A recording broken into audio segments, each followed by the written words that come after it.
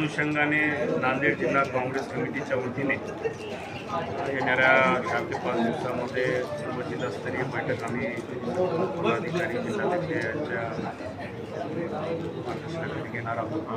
आणि मला विश्वास आहे की नांदेड जिल्हा हा पूर्वीपासूनच काँग्रेसचा बालेकिल्ला राहिलेला आहे आणि नांदेड जिल्ह्यामध्ये येणाऱ्या स्थानिक स्वराज्यामध्ये काँग्रेस पक्ष हा नंबर 1 कसा ठेवता येईल त्या अनुषंगाने आम्ही सर्व काँग्रेसची मंडळी प्रयत्न करणार। साहेब, आपण नितीन गडकरी यांच्याकडे नांदेड बिदर रस्ता एकत्रित व्हावी ही मागणी केली आहे, काय सांगायला? मी मागच्या अधिवेशनामध्ये माननीय नितीनजी गडकरी यांना एक निवेदन दिलेलं आहे आणि नांदेडपासून बिदरपर्यंत एकसंघ रस्ता या ठिकाणी व्हावा, कारण बरेचसे भाविक नांदेडहून बिदरला गुरुद्वाऱ्यासाठी त्या जात असतात। आज आपण बघतो नांदेडहून नरसीपर्यंत 4 पदरी लाईन आहे आणि नरसीपासून देगलूरपर्यंत 2 पदरी आहे आणि देगलूरपासून हाणेगाव करटखेड ते हाणेगाव आणि राज्यसीमेपर्यंत अत्यंत खराब रस्ता आहे आणि यात्रेकरूंना जाण्या येण्यासाठी खूप त्रास होत आहे। गडकरी साहेबांकडे ती मागणी केली आहे। स्वर्गीय संतोष देशमुख यांच्या हत्येला उलटून 33 दिवस झाले, अद्यापही त्या बाबतीमध्ये निकाल लागलेला नाही। संतोष देशमुखांची मुलगी वैभवी देशमुख पोलिसांच्या याच्यावरती संशय व्यक्त करत आहे।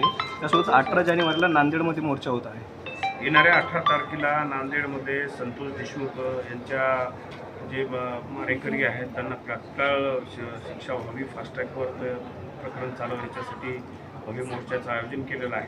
खरं तर राज्य सरकार या हत्येला ज्या पद्धतीनं वेग द्यायला पाहिजे होता तो वेग देत नाही आहे आणि चालढकल करत आहे।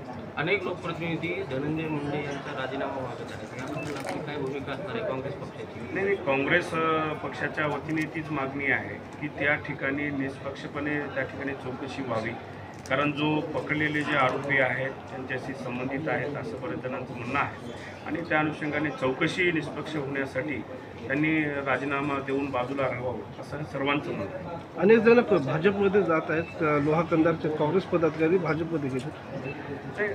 भाजपमध्ये पक्षाला गळती लागली आहे का? नाही, काँग्रेस पक्षाला बिलकुल गळती नाही आहे।